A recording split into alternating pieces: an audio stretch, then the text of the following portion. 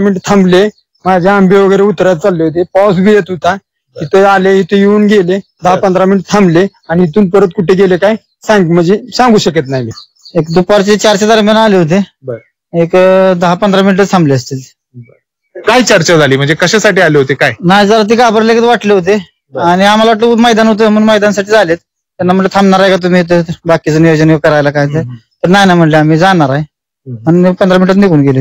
या ठिकाणी वास्तव्याला ते एक रात्र होते अशा पद्धतीची माहिती पोलीस तपासात आली होती, मात्र तसं झालेलं नाहीये. तर काही वेळासाठी ते या ठिकाणी आल्याचं इथल्या लोकांचं सांगणं आहे. तुषार तपासे, झी मीडिया, पुसेगाव, सातारा.